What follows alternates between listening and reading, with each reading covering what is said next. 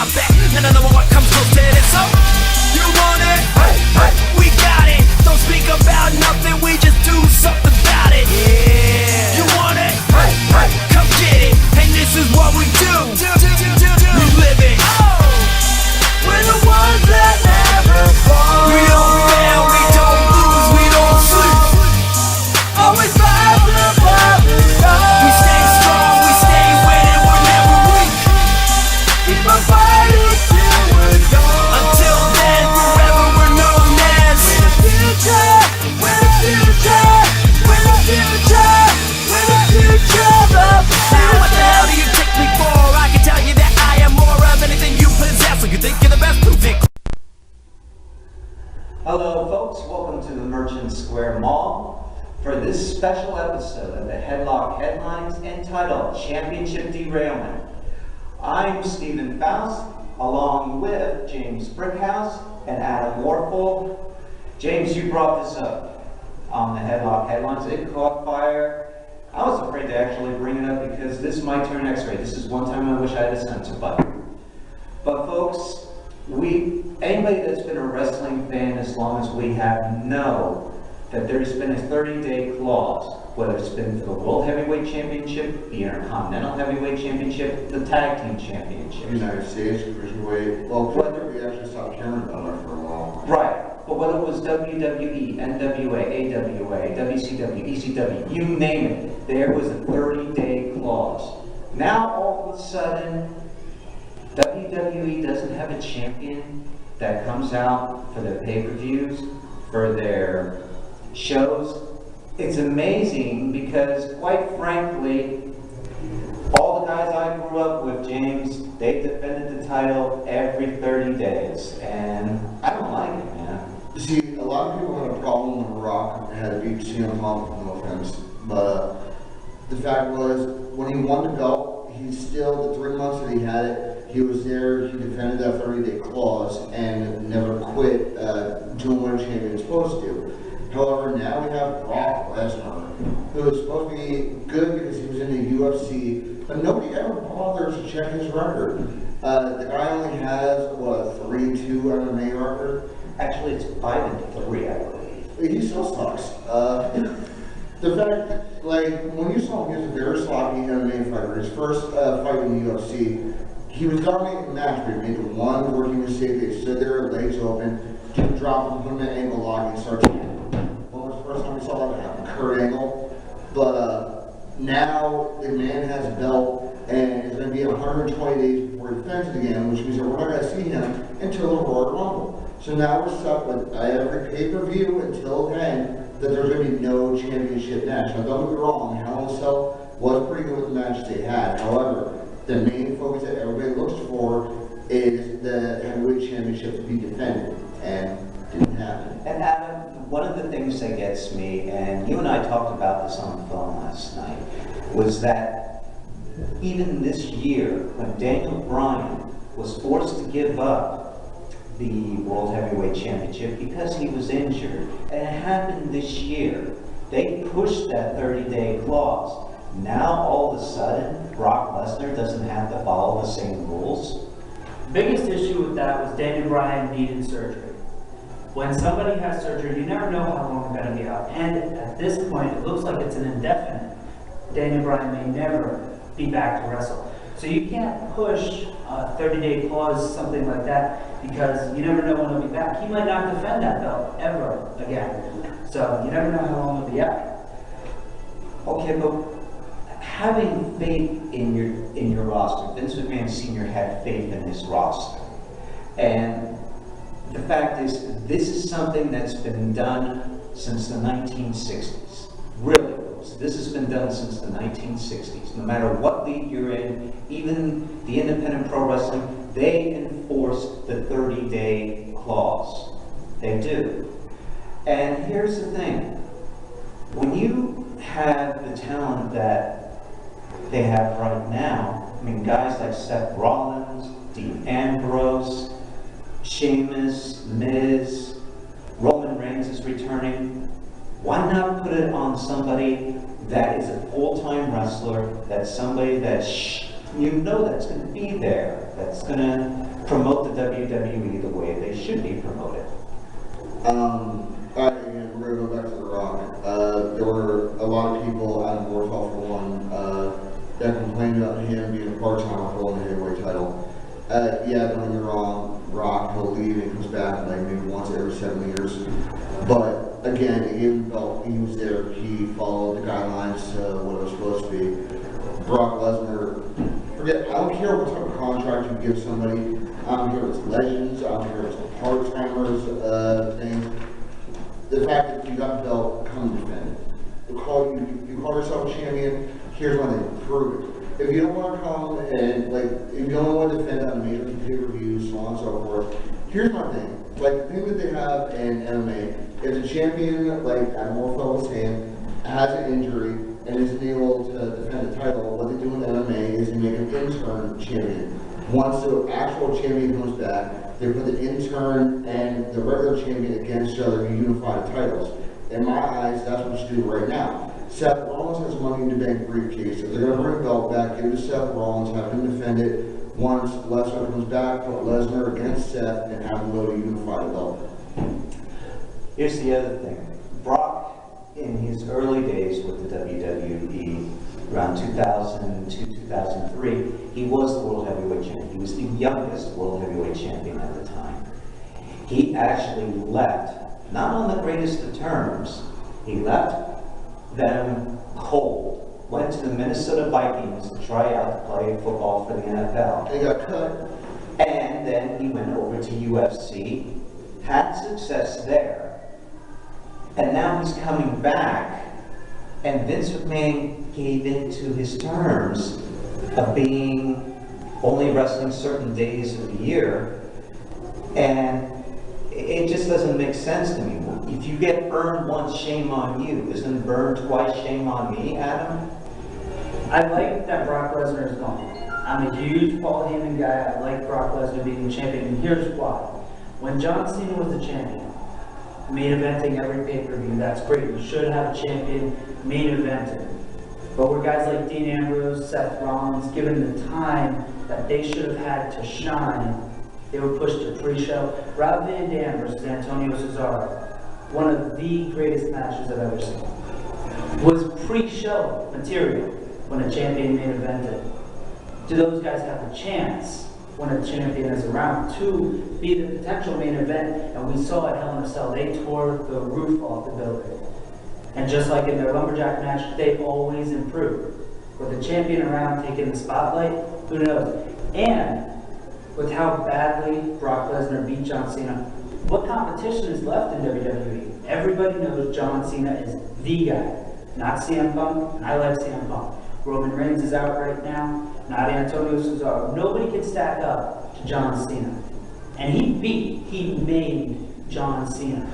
Who's left for him to beat? Until he gets competition, I don't think he should come back. Alright, I got a plan with this one, alright. You say that Brock Lesnar made John Cena. He gave him 13 German suplexes and 2 F5s pin. Is that really what you call mating? I mean, I'll put you in front of this camera right now. I'll show you what mating's all about. The plan, he did 2 moves the entire match. That's not a mating. Yeah, he did a little bit of the ground and pound, but what do you do? He really didn't show anything. You say about John Cena had 5 moves to do. What about Lesnar? 3? He had 2, and a bit. But how much offense was shown by John Cena? Not a lot. But see, the thing is, you're concentrating on that match right now. What about the match that Cena and Lesnar had last year, where Cena was going to put the mating on Lesnar? That was an Extreme Rules match. Chains were used, steel steps were used. But this time, John Cena lost fair and square. And it was 16, I believe, suplexes. It was a lot of suplexes. Enough to wear down somebody. That ground and pound you were talking about. It was strict offense, Brock Lesnar the whole way. And I'll give John Cena credit. This last match they had, he fought back a lot, but still couldn't get the job done. He couldn't get the job done in the last match they had because why? I don't know. I can't. Seth Rollins. But a loss is still a loss. Okay, but here, if you're talking about a loss, isn't this a loss for the fans, that the champion is not there to defend his title every 30 days. I'm not expecting Brock Lesnar to be on every Raw or on every SmackDown.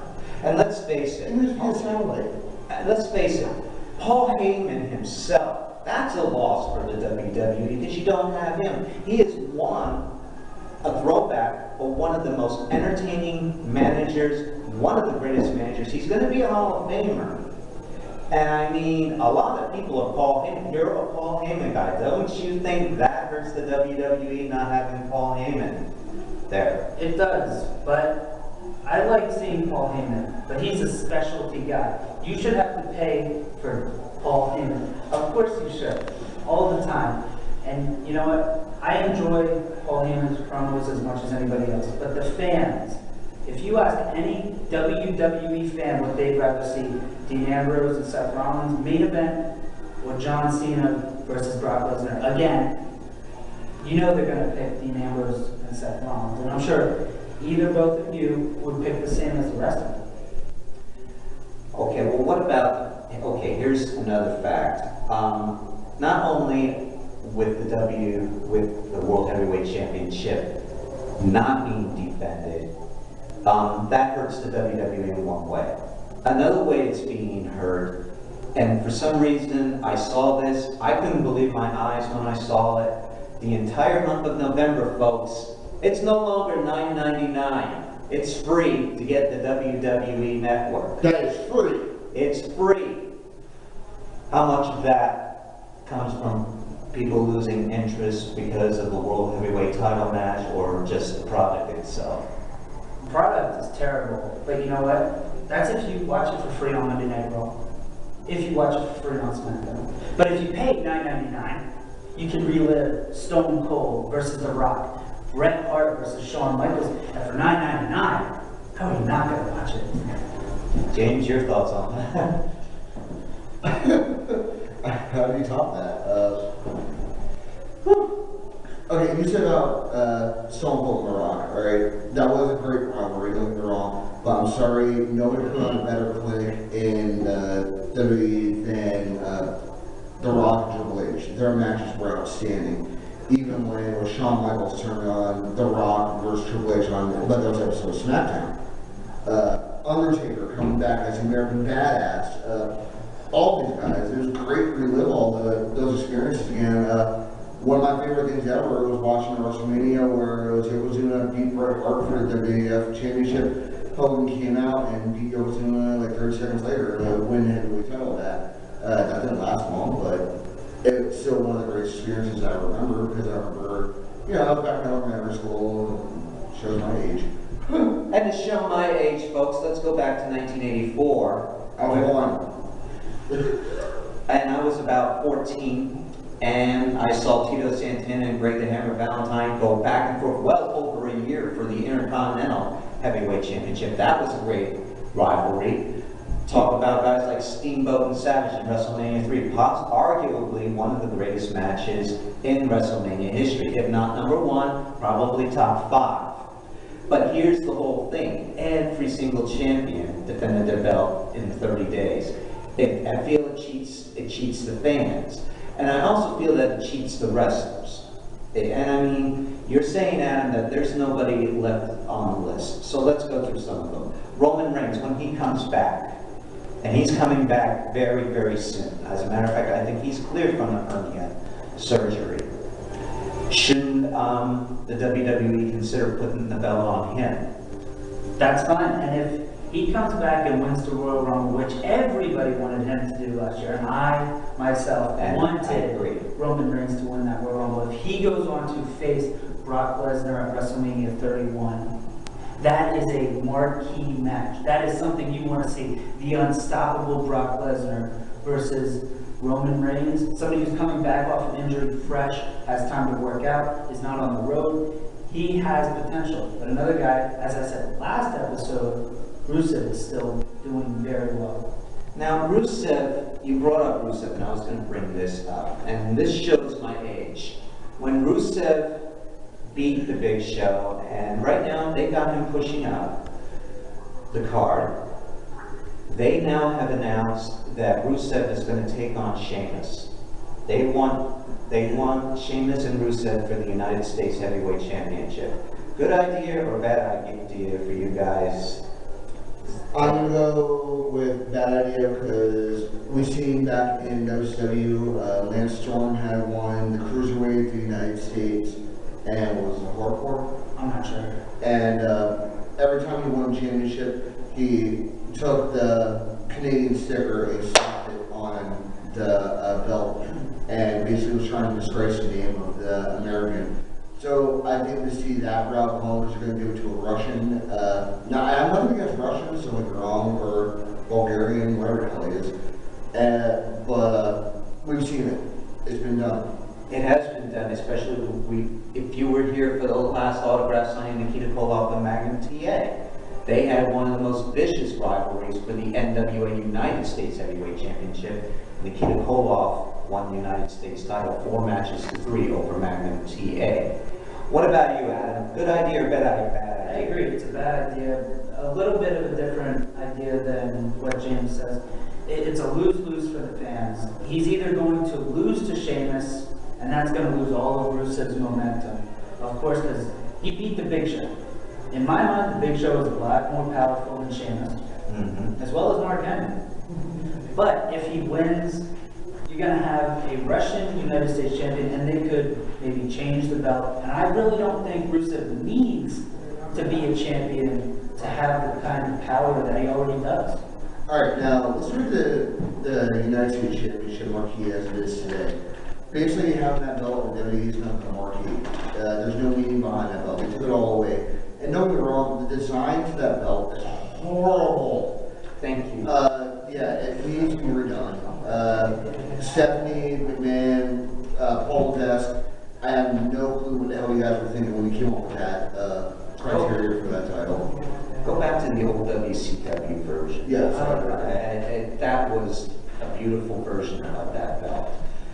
Here's one other thing I wanted to bring up, folks, and guys, I want to let you weigh on this. Yesterday, I found out and I posted Chael Sonnen. I believe that's how you pronounce the man's name. He's a former UFC fighter. Okay. He fought against Alexander Silva, light heavyweight. Very good fighter. I found out 29-14. Comes out and says he was offered $5 million by Vince McMahon to jump from the UFC to the WWE. Now here is something where we need to help Vince McMahon as wrestling fans, because I keep seeing UFC fighters being offered contracts. I keep seeing NFL football players, former NFL football players, being offered contracts by Vince McMahon. Vince, that's not fair. Let me explain why. We're here in Pennsylvania, one of the hotbeds of pro wrestling. There are a number of great independent pro wrestlers that are ready right now or can be ready within the year's time. You gotta come down here. You gotta come down here and see what these guys are about. And forgive me if I leave some people out because there are so many, but think of guys like Kekoa the Flying Hawaiian. Think of It is no longer Kekoa the Flying Hawaiian. He's now known as King Kekoa. King Kekoa. I apologize, King Kekoa. Matt Saigon. Think of the throwbacks. Lance Hawaii. That's right. Think of some of the wrestlers Stone that... Lakota. Yes. Michael Bakari. Mario Bakari. Autumn Breeze. Ricky Martinez. Nyla Rose. Caveman Chad. Renee Michelle. Hey, you guys got me. I was out after Ricky. I was out after Kekoa. You guys got me. But here's I'm gonna say something now, and I understand like right now this man's going through a real tough time. But get him down to WWE developmental, have him do the training, have him do the workout. This man, believe me when I say this, you will not be sorry. Build the benchmark daily. There are a ton of wrestlers. Fox Vineyard is another guy. When he came here, he wrestled against Stevie Richards, put on one of the better matches that I've seen in a long time. Bring back the Cruiserweight belt, man. You got Ronnie X, Eric Hiller, God, there are a bunch of, Lance Arloy, and Vince McMahon, if you're gonna start you got Samu's son, Lance Arloy, you bring him on WWE and you make him a rosebud. The man's talent is phenomenal, and you make him job out to that. Now, don't get me wrong, it was great. You got chokeslammed by Kane. You have him and Matt Saigon. You look at people like Sammy Pandora, Justin Glory, that they've all been on it, but they were rosebuds. You're not utilizing the talent the way you should be. And just because they're independent wrestlers, hey, they've got more talent than some of the guys that you have on your roster right now. I know that's a bold statement. Santino? Well, I'm not a big fan of Santino. I like Santino, but let me say this. You are so top heavy right now, and you don't want to utilize the Intercontinental Heavyweight Championship. You don't want to utilize the United States Heavyweight Championship. You keep the tag team division, you're trying. But I'm telling you right now, come down to Pennsylvania, come down to New Jersey, come down to New York, come down to Maryland, come take a look at some of the independent talent that is out there, and believe me, you wouldn't be sorry. I mean, to grab somebody like King Kekoa, like Rodney X, like Fox Vineyard, Michael Bakari, you have to put in there, Mario Bakari, you wouldn't be sorry. There's one other thing I gotta add to, the championships and everything. Goldust and Stardust right now, they keep calling the tag team championship the Cosmic Key. You really stole a line from Masters of the Universe. Oh dear God, they did. I am so ashamed. You are calling the belt from that movie. One of the greatest movies that Dolph Lundgren ever played parts in. You're calling that belt the Cosmic Key. You might want to look into what the Cosmic Key really was. But what we're saying is that it's not fair to offer a former UFC fighter $5 million. Yeah, you guys got really. I was not a part of that. When you have so many guys that are trying to live the dream right now, that are busting their asses off, there's where you needed the censor button. When they're busting their asses off each and every night for little to no pay, and they want to get into the WWE, they want to get into TNA, and they've got the talent to do it, but you're not looking. Guess what? Take the damn blindfold off and look. Here's a debacle. Remember when they paid Floyd Money Mayweather? You remember that? How much was he paid? Too much. For that, you could have brought the indie guys, the top tier guys. Keikoa, you could have brought Saigon, Ricky Martinez. You could have scooped up half of the East Coast for what they paid Floyd Money Mayweather and started a good roster, and even could have started NXT back then with those guys. And those guys could be top potential right now. And Mr. Touchdown, Mark Angelizetti, Dasher Hatfield, what a tag team they've been. Throwbacks. The throwbacks. Do you know what they could do for your roster? Come on, Vince, wake up. For God's sakes, wake up, bring the 30-day clause back, start looking in Pennsylvania, New York, New Jersey, Maryland, Ohio, wherever you have to look. We can tell you right now, there's great talent down here. I've seen it. He's been security and referee. He's seen it more than anyone. And of course, Adam has seen it himself. So, I mean, take our word for it, Vince. Take the blindfold off, get off your damn high horse, and come on down here and look yourself. You'll be amazed to see what you'll find down here. Okay, as we exit this show, I want to bring up a few things coming up here on November the 9th from 12:30 to 2:30. Former WWFE World Tag Team Champion, former 1996 King of the Ring, former Intercontinental Heavyweight Champion, former NWA World Heavyweight Champion, former UFC Super Heavyweight Champion, and UFC Hall of Famer. The man that put, as far as I'm concerned, the UFC on the map.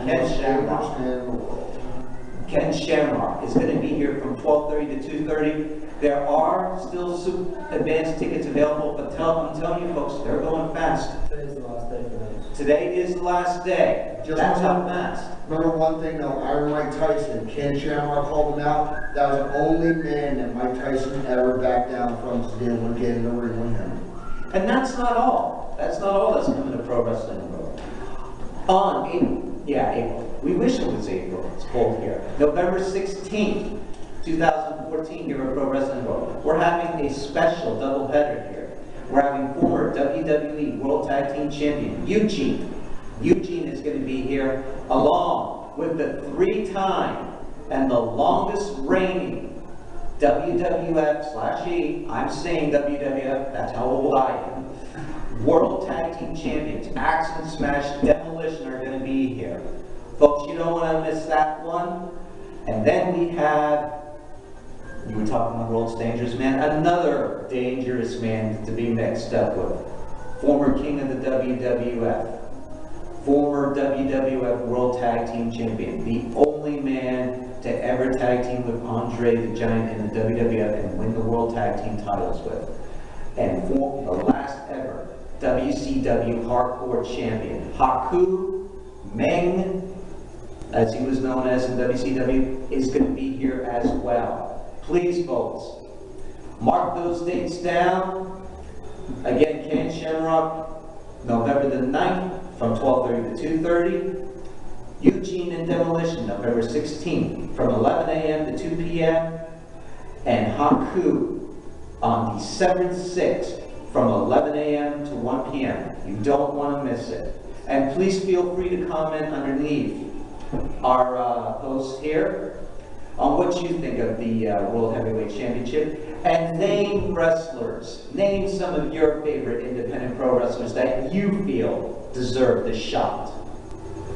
Before we head off, And I'm going to bring up some names right here, some top tier talent. John Cena, The Big Show, Alberto Del Rio, Dolph Ziggler, Team Hell No, Antonio Cesaro, Dean Ambrose, Wade Barrett, Curtis Axel, Eve Caitlin, and AJ Lee. Do you know what they all have in common? Titles. They all held titles in 2013. You know what else they have in common? They also went 30 days without defending the title, and I have the list right here. I've written it down. A big one, The Big Show, went 43 days. Alberto Del Rio went 48 days. It is not as long as Brock Lesnar, but we got guys like Team Hell No, Daniel Bryan and Kane are 3-time offenders. This is 2013 alone. I didn't go back to 2012, 11, 10, and even before that. These have all broken that rule. So Brock Lesnar is not the only one doing this. It's a big offense from multiple WWE talent. And if that's the case, and I don't doubt your information at all, that's even more reason that champions, no matter what they are, no matter who they